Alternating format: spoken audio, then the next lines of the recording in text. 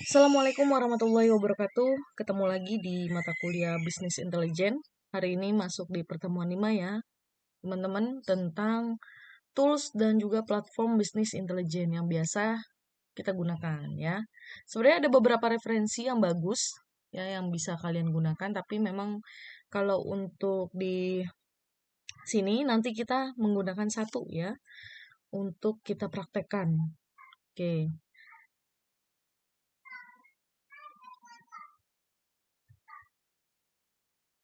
Nah, ini merupakan beberapa tools dan juga platforms yang digunakan dalam bisnis intelijensia.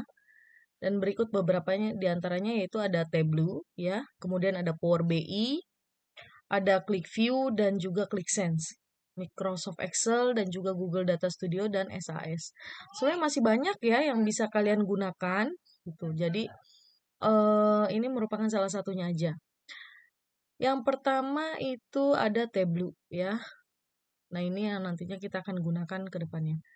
Nah, Tableau ini merupakan salah satu tools dari BI yang paling populer ya yang digunakan untuk memvisualisasikan data dalam bentuk grafik dan juga tabel. Tableau ini memiliki kemampuan untuk menggabungkan data dari berbagai sumber dan memungkinkan pengguna untuk memilih cara yang tepat untuk memvisualisasikan si informasi yang mereka butuhkan. Nah, selain itu, Tableau juga ini memiliki fitur-fitur canggih seperti pilihan berdasarkan lokasi dan juga kemampuan berbagi informasi secara langsung dengan rekan kerja. Gitu. Jadi, memang yang paling populer itu sih Tableau ini ya.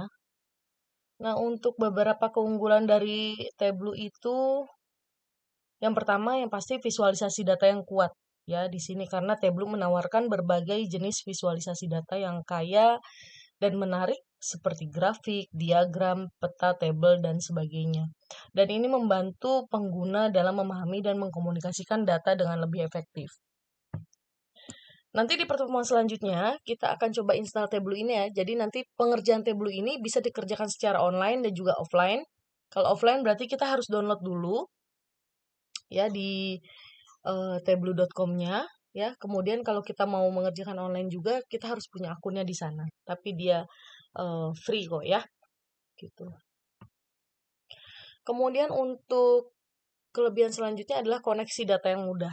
Ya, jadi Tableau ini dapat terhubung dengan berbagai sumber data, termasuk database, spreadsheet, ya, file text, dan juga sumber data online. Jadi datanya itu bisa kita import dari Excel, ya, ataupun dari text file, atau mungkin juga dari Access itu bisa. Gitu. Dan jadi ini memudahkan pengguna dalam menggabungkan data dari berbagai sumber untuk analisis yang komprehensif, ya. Kemudian selanjutnya adalah kemampuan analisis yang kuat. Nah, Tableau ini juga menyediakan berbagai fitur analisis yang memungkinkan pengguna untuk menggali data lebih aman. Pengguna dapat melakukan perhitungan, filter, pengelompokan, dan juga pemodelan data dengan mudah. Ya. Kemudian interaktif dan real time. Ya, nah, Tableau ini juga memungkinkan pengguna untuk membuat dashboard dan juga laporan interaktif yang dapat diakses secara real time. Ya, jadi dia memang nanti bentuknya ya visualisasi bentuk grafik dan tabel ya, gitu. Kemudian kolaborasi dan berbagi. Jadi Tableau ini menyediakan fitur kolaborasi yang mungkin pengguna untuk berbagi visualisasi dashboard ya, yang memungkinkan jadi pengguna untuk berbagi visualisasi dashboard dan juga laporan dengan pengguna lainnya. Karena kan bisa dikerjakan secara online ya. Yang penting kita ada akunnya di sana. Kemudian model analitik. Jadi Tableau ini juga menawarkan aplikasi mobile yang memungkinkan pengguna untuk mengakses dan menganalisis data dari perangkat seluler. Nah, bisa juga ya. Jadi ini memungkinkan pengguna untuk tetap terhubung dengan data dan analisis di mana saja dan juga kapan saja. Ya, jadi Tableau ini telah digunakan secara luas oleh berbagai industri dan organisasi untuk mendapatkan wawasan bisnis yang lebih baik melalui analisis data dan visualisasi yang kuat. Gitu. Nah, selanjutnya ada Power BI. Ya, jadi selain Tableau juga ada Power BI. Nah, kalau Power BI ini kan dikembangkan oleh Microsoft ya.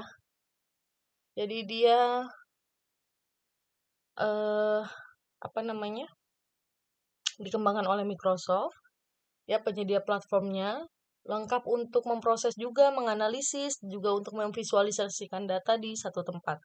Nah, Microsoft Power BI ini memiliki integrasi yang seamless, ya, dengan perangkat lunak Microsoft lainnya seperti Excel. Dan tentu saja memudahkan pengguna untuk mengimport data yang sudah tersedia dalam format yang sudah dikenal.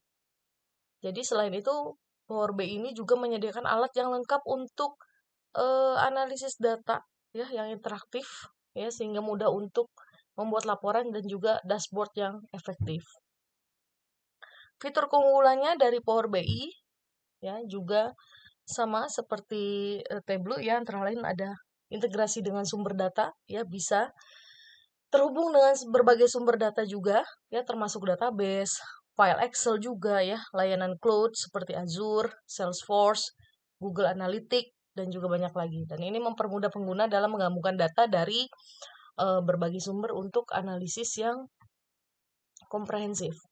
Ya, kemudian visualisasi data juga yang kuat, ya, karena eh, visualisasi data ini digunakan untuk membuat grafik, diagram, peta, dan lain sebagainya, ya. Kemudian pembuatan laporan yang interaktif dengan Power BI, pengguna dapat membuat laporan interaktif yang dapat dibagikan dengan pengguna lain. Ya, laporan ini memungkinkan pengguna untuk mengeksplorasi data, mengubah tampilan, dan juga menerapkan filter sesuai kebutuhan mereka. Kemudian analisis data yang mendalam, ya. Power BI juga menyediakan alat analisis yang kuat, termasuk kemampuan pemodelan data, perhitungan, dan penggalian data. Ya, pengguna dapat membuat pengukuran dan metrik custom, menerapkan aturan bisnis, dan melaksanakan analisis statistik yang lebih kompleks. Kemudian ada mobile analytics, ya. Jadi Power BI juga memiliki aplikasi mobile, ya, yang memungkinkan pengguna untuk mengakses dan menganalisis data dari perangkat seluler, ya, sama seperti Tableau tadi, ya. Dan juga integrasi dengan ekosistem Microsoft. Nah, udah pasti, ya, karena dia produknya Microsoft, ya. Power BI ini terintegrasi dengan alat dan layanan Microsoft lainnya seperti Excel, Azure, SharePoint, Teams, dan juga Dynamics 365. Gitu. Dan kemampuan berbagi dan kolaborasi. Jadi di Power BI ini juga memungkinkan pengguna untuk berbagi laporan dan dashboard dengan pengguna lain. Sama, ya.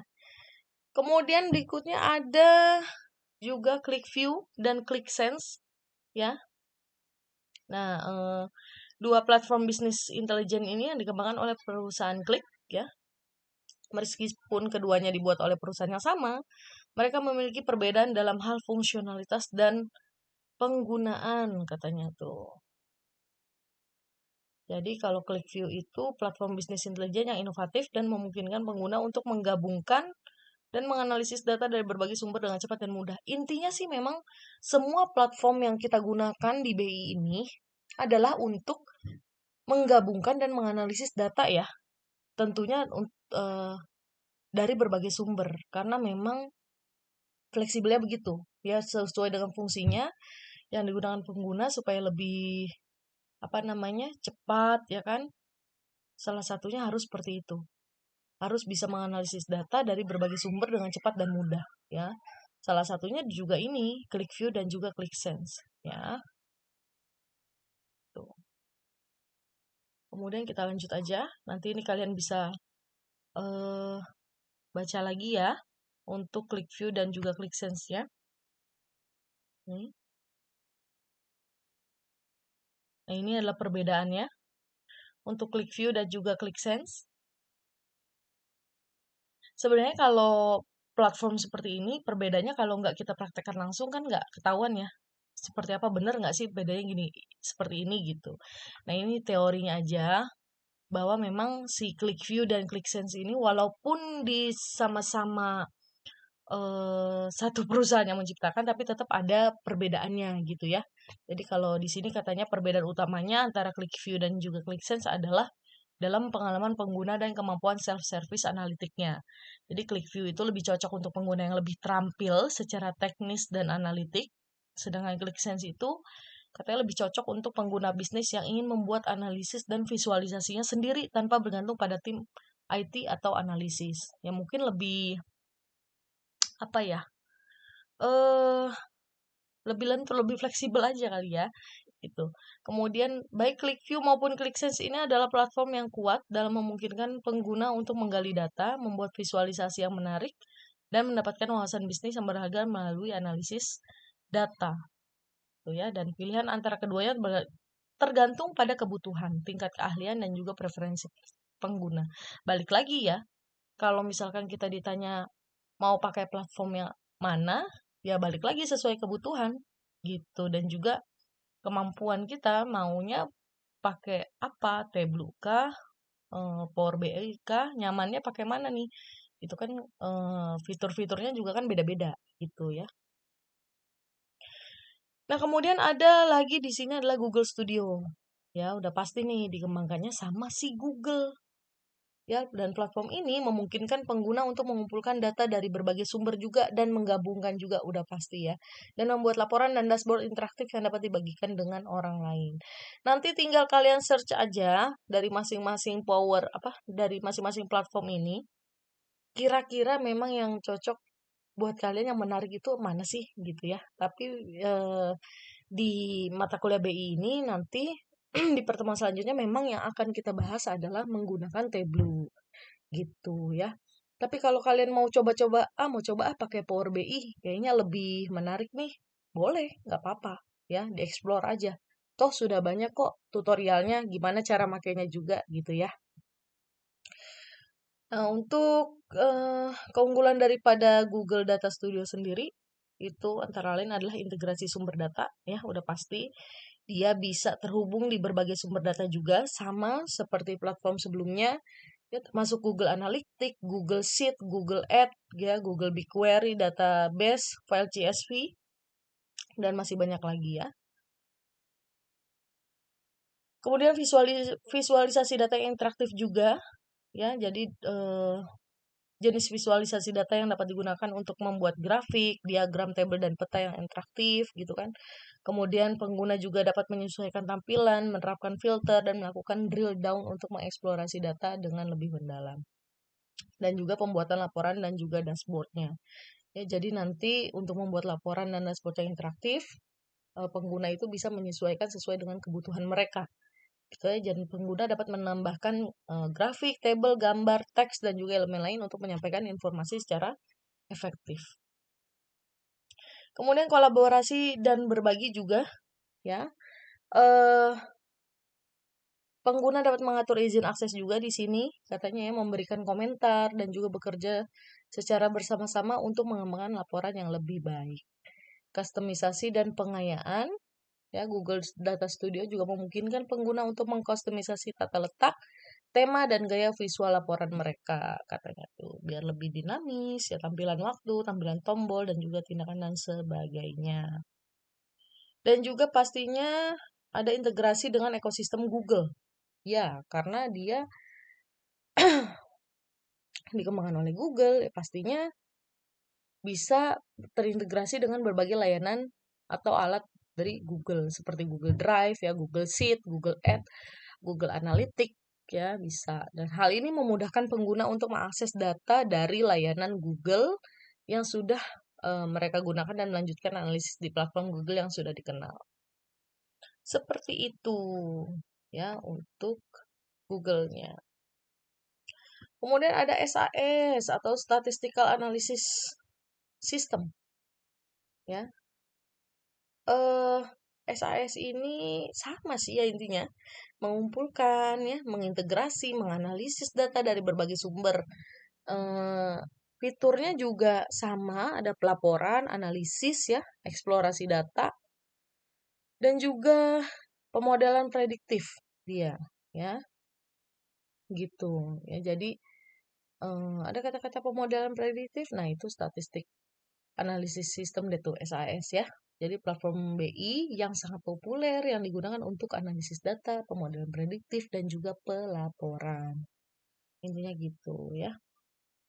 Keunggulannya salah satunya adalah menyediakan berbagai teknik analisis statistik yang kuat, termasuk analisis deskriptif ya, analisis regresi, multivarian, cluster, dan banyak lagi. Ya. Kemudian pemodelan prediktif itu maksudnya SAS ini menyediakan kemampuan yang kuat untuk membantu pengguna dalam membangun model yang dapat digunakan untuk melakukan prediksi dan juga peramalan. Pemodelan ini dapat digunakan untuk mengidentifikasi pola, ya, tren, dan juga hubungan dalam data serta untuk membuat prediksi masa depan. Jadi berdasarkan data-data yang dibuat nanti berdasarkan grafiknya, nah kita bisa tahu nih polanya seperti apa sih, tren yang sedang digandrungi sekarang tuh apa sih kan gitu ya. Ya pasti memang berdasarkan data gitu ya. Integrasi data yang kuat. Ya, SAS juga dapat terhubung dengan berbagai sumber data, termasuk database, file teks, dan juga sumber data lainnya. Ini udah pasti ya harus fleksibel seperti ini, karena kalau tidak pasti akan sulit buat si pengguna untuk mengelola ataupun menganalisis data gitu ya. Pelaporan dan visualisasi ya, di SAS juga menyediakan alat untuk membuat laporan dan visualisasi data yang kaya. Jadi pengguna dapat membuat laporan yang disesuaikan dengan menggunakan berbagai elemen visual seperti grafik, tabel, dan dashboard interaktif. Ya, kemudian keamanan data dan kepatuhan. SAS juga memiliki fitur keamanan data yang kuat untuk melindungi data sensitif dan memastikan kepatuhan dengan peraturan privasi dan juga keamanan data yang berlaku. Dan ini penting, terutama dalam lingkungan bisnis yang memiliki kebutuhan kepatuhan yang tinggi. Gitu ya. Dan terakhir adalah skalabilitas dan kinerja. Jadi SAS ini dirancang untuk mengelola volume data yang besar dengan kinerja yang tinggi ya, dan ini memungkinkan pengguna untuk bekerja dengan dataset yang besar dan kompleks serta melaksanakan analisis data secara tepat, cepat dan efisien ya. Jadi SAS ini biasa digunakan secara luas di berbagai industri seperti keuangan, ya, kesehatan, manufaktur, pemasaran, dan banyak lagi. Dan platform ini memiliki sejarah yang panjang dan terus berkembang dengan memperkenalkan fitur-fitur baru yang mengikuti perkembangan teknologi dan kebutuhan penggunanya. Oke, seperti itu ya untuk platform yang bisa digunakan untuk BI. Sebenarnya masih banyak juga ya, ada lagi ya. Bisa pakai Oracle BI, ada TIBCO Spotfire, ada Pentaho ya, itu juga bisa. Intinya sih balik lagi ke kalian ya, nanti tinggal di search aja, tinggal di explore aja. Tableau tuh kayak apa sih? Power BI itu kayak apa sih? Tampilannya ya yang membuat kalian menarik yang mana kalian gunakan, kalian explore, di oke nggak apa-apa ya. Itu aja yang dapat saya sampaikan untuk pertemuan kelima kali ini tentang tools dan juga platform di BI ya. Terima kasih sudah menyaksikan dan mendengarkan. Saya akhiri, wassalamualaikum warahmatullahi wabarakatuh.